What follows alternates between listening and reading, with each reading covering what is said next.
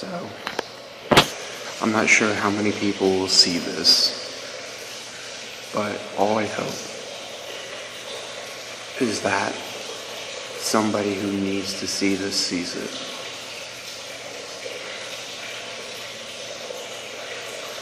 Every 40 seconds, somebody commits suicide. Just take a moment to really think about that.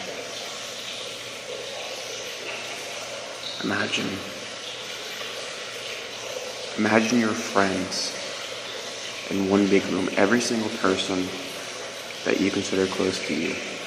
Every 40 seconds, one of them goes away.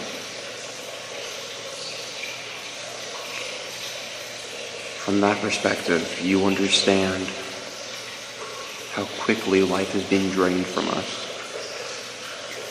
And it is a serious, serious problem. Probably ever since I was 12. That's 7 years. I've been battling with my own depression. I've got quite a handle of it now, but I used to not always be that way. There's at least 4 times where I could have ended it.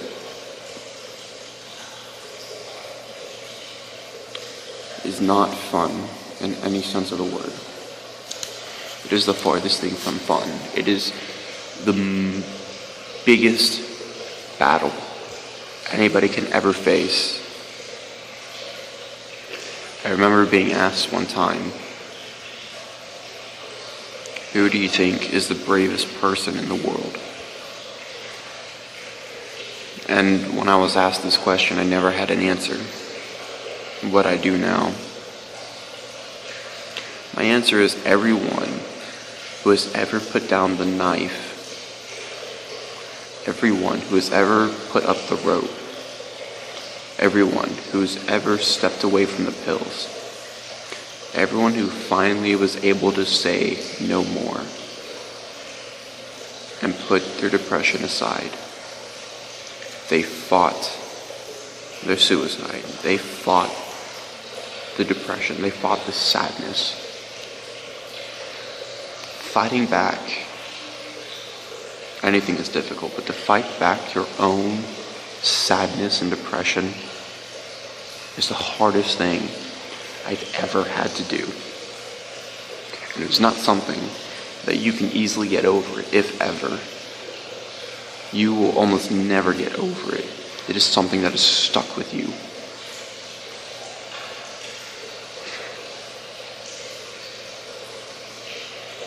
It is hard for people to battle depression to understand they aren't alone. Yeah, they know it, but they don't feel it, and feeling it is the problem. Since they don't feel it, like I never felt it, you're often feeling alone with no one to talk to. They have peer groups, they have hospitals, they have places to take you to help you feel better, to help you understand that you're not alone in this fight. But it's still sometimes never enough. Depression is one of the hardest things that a family will have to go through. Because once that's it, once you're gone, you're gone.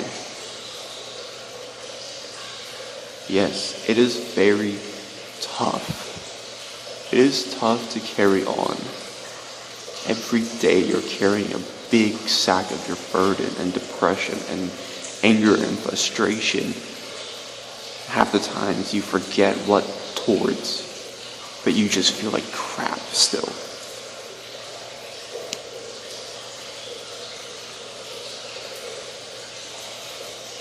But that's not the point. Because we don't die to run away from our problems. We die because we're tired. We are exhausted of feeling sadness Seriously, the simplest cure is to just have one friend who sits there with you, doesn't ask any questions, doesn't care about your problems. They sit there and they talk to you. At least that's what it was for me. Because one time where I was very, very close to committing suicide. One, I was the new kid at the school. So there's tough problems already. Two, I'm a teenager going through high school, 10th grade at this time. And I was battling through a lot of emotions.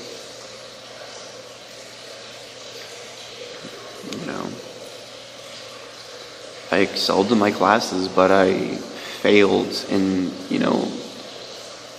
socially. I failed to interact with people because people terrified me. Because my past experience often alienated me from anything. It made me afraid to be near anybody. It made me terrified beyond belief. Because people had treated me so bad before. Kids often don't realize the effect that they have on the more sensitive because they can treat it as a joke. They assume that the opposite party can treat it as a joke. But that's not the case. It is almost never the case. You can't treat teasing and bullying as a joke. It is not a joke. It is one of the biggest problems people like me who go through high school face every day. It is not even physical. A lot of people have this idea that bullying is physical. It is not physical. Bullying is emotional. Even little teasing that you think that you'd be able to shrug off doesn't mean that people like me would be able to shrug off. It stays burned into our minds and it plagues us until we finally forget it or kill it. It's the only way we get rid of it.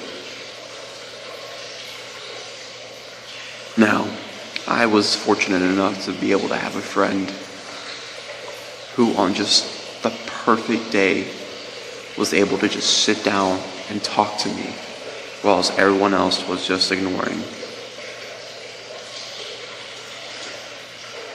He stopped me from committing suicide, and for the longest time he didn't even know it. Only recently did I tell him about it. And he was taken aback because he had no idea. But that's the point I was trying to make earlier when I said all you need is one friend. I had that one friend at the most opportune time. The day I said I wanted to end it all, I took a fistful of pills from my parents' cabinet. And I went to school. Made him believe that everything was okay. And I said, during lunch I was going to go and just drown my sorrows away.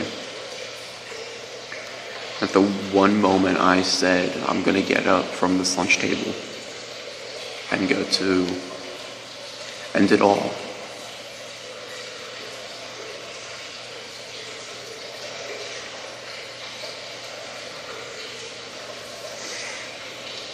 Michael was able to stand up. And he just looked at me. And he said, "Hi. How's your day going?" And I lied and I told him, "It's okay. It's fine. My name's Aaron."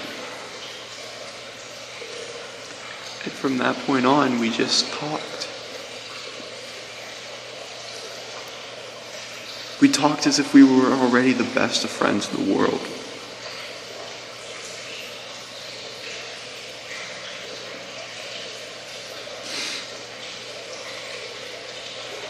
I went home. I carefully put every pill back to where they belonged. Threw the baggie away. went about the rest of the day. Went to school, talked to Michael, and Michael didn't just eventually fade away. He didn't eventually forget me. He stuck around and talked to me and treated me already as if I was his best friend. And eventually, I'm glad that I can say that he is my best friend, and I will do everything for him.